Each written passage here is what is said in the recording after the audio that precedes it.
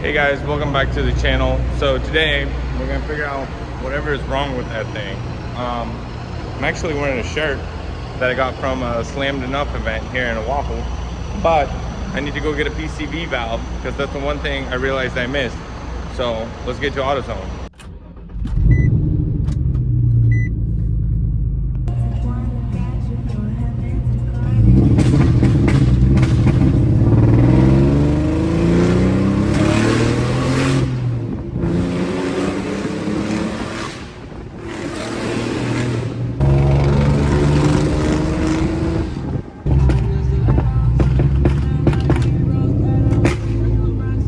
Alright, we got the part. We're back at the apartment. Unfortunately, we had a slight mishap. Yeah. But we'll change the part out and see if it fixes anything. Alright, so the PCV valve is right here, right next to the plenum cylinder 1, which is where my misfire is. And by the looks of it, it actually looks kind of oily. So we're just gonna unhook this hose clamp and that one, or actually just this one, and thread it and put in the new one. Boy.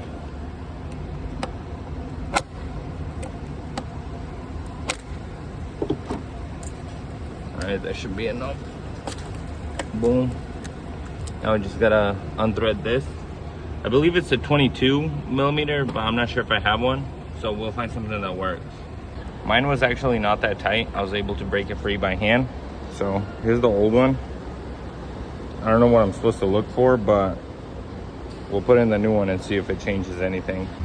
So we're just gonna thread this new one back in and then attach the hose, clear the codes, and see if it changes anything. You don't want it being much more than hand tight, as it is a plastic thread and you don't want to break it. So mine's kind of on there, so we're just gonna put the hose back on and put the clamp on. Boom. So there's a new PCV. We'll clear the codes and then see if it fixes anything.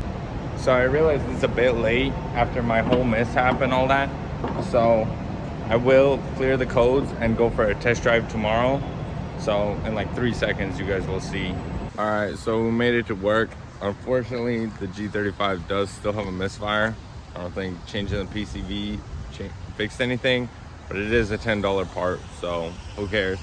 But that means after work we're gonna have to look into compression and a burnt valve. So of course the camera dies as soon as I start doing my compression test, but we did finish all 6 cylinders and the results are 130 across the board. Cylinder 1 is just a little bit lower, about 10 psi at 120, which is not the greatest considering it should be 150 to 180 for like a brand new VQ. But since it is 20 years old, that's not bad. It is considered healthy. So I'm gonna check the valves tomorrow, just do a quick little cheap test to see if it's leaking. But that'll have to be tomorrow because that's gonna be Thursday and I wanna have this video up by Saturday. So on the drive back home, my car kept throwing camshaft sensor codes just a couple times and then I cleared it and it went away. But it doesn't wanna rev over 4K, which also points to a camshaft sensor. So we're gonna take them off because it's just a 10 mil. Clean it real quick and see if that fixes anything. And I'll replace them tomorrow so we can get this car back on the road and maybe get rid of my misfire. All right, so that green sensor right there is camshaft sensor position 1, bank 1 I mean. And there's a second one under here. It's right there. It's all stained in oil. So I gotta take off the intake to change that. So it's just one Phillips screw for the intake and then a 10 mil and a 10 mil for each sensor. Should be quick, but that's what we say about everything. So of course my fat ass hands don't fit in there. I even took off my watch. So to give me a little more access, I'll be taking this off and this just to kind of give me more room to squeeze into there.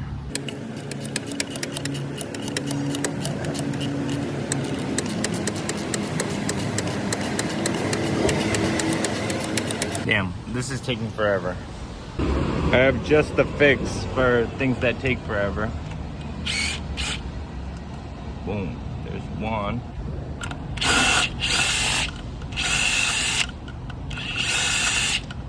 Oh, this one is stuck. Oh, of course.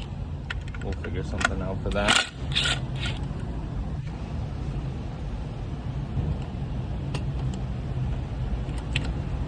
Uh-oh. Well, oh, never mind, it's still in it. Nice.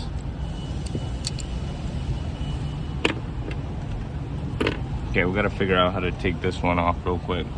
So here's the camshaft position sensor.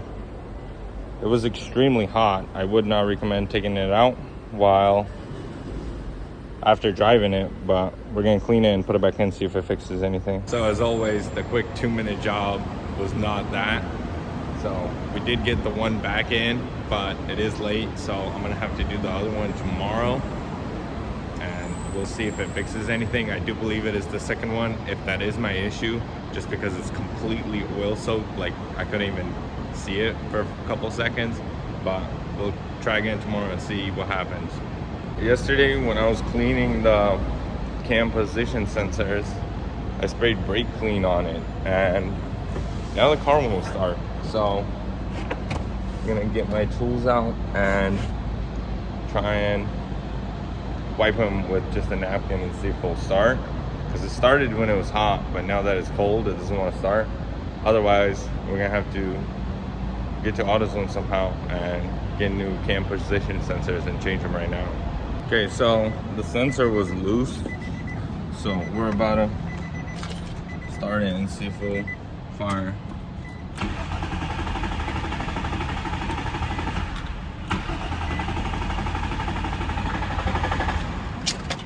Damn it. So actually, where we go, we gotta figure this out. All right, we cleaned the sensor. Seemed fine, but oh, all right. Okay. So we definitely need to change the sensor, but hopefully that fixes our issue now that we know it's causing problems. Let's get to work, I guess, and I'll see you guys after. Car doesn't want to idle, so we're gonna try and limp it over to AutoZone because this is not working. Gotta hit the hole, put it back in neutral to hold the brake and gas. So hopefully we can make it to AutoZone. Since the car warmed up, it can actually idle now. I take that back. It can kind of idle and drive now, but we're still gonna go to AutoZone, get that part replaced real quick, and then get back to work. We made it to AutoZone. We're gonna grab the part. Hopefully they have it in stock and replace it. The car runs better once it's warm, as I figured. So we'll hopefully change it out and fix my issue too. Fortunately, they did have the part, so we're gonna change it out now and at least get the car to run normally for now. And then I do want to change the other one, but that's gonna have to be after work. So we'll change that out real quick and do an update. The new part is in the car. We're gonna drive it to work and see if it fixes anything. If it does get rid of the misfire though, that would be ideal, but if it doesn't, like I said, we're gonna change the other one. And I promise we're almost done with maintenance stuff. I just gotta do my brakes and hubs. That's probably in the next video, trying to track down the misfire in this one, and then from there it'll be mods and cool shit and we'll be drifting.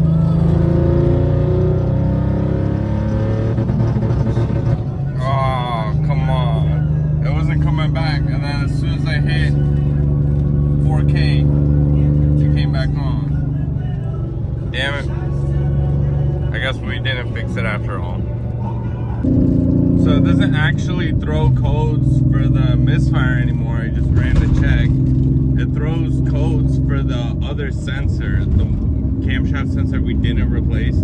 So we're gonna replace that, and in theory, we'll have no misfire anymore. before any issues. So I guess we'll see after work. All right, so we got the new part because the car, trying to start it after work on a cold start again, it barely started and started throwing the cam position sensor codes again. So I'm gonna take off the intake and it's below there. I watched a video, the guy had his throttle body off, so I might have to take that off, but we'll see in a second. I figured out what my issue was. The sensor, I'm trying to get it on, doesn't clip in right there, doesn't latch. So every time I would get on throttle, I assume it would vibrate off and throw a misfire code, but not enough to throw a cam code. But since I did the compression check, it kind of threw everything off and now it's throwing codes. So I'm gonna just zip tie it shut like this, tight, and put it in temporarily until I can get a new harness connector. But looks like we diagnosed the issue. That was probably it the entire time. I zip tied the sensor.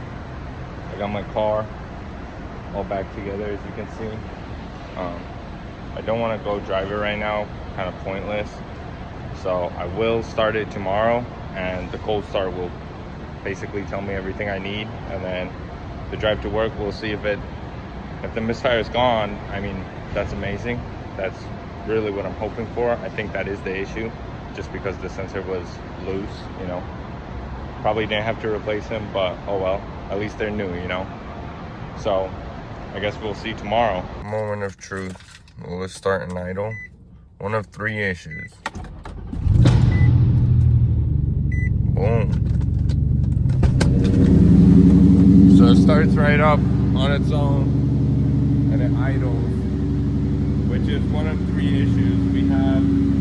That was one issue. The second issue was not revving over 4K. And then the third is gonna be the misfire. So we'll find out in a second once we get on the highway.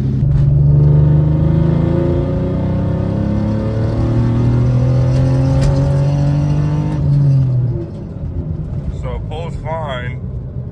That's a really good sign. And the misfire has not come back on yet. All right, we made it to work. The car did not throw a misfire, so I'm really excited. But that's it for this video, as the car is now fixed, finally. Weeks of headache is finally over, just from a week of commitment. But that's it for this video, and then we'll see you guys in the next.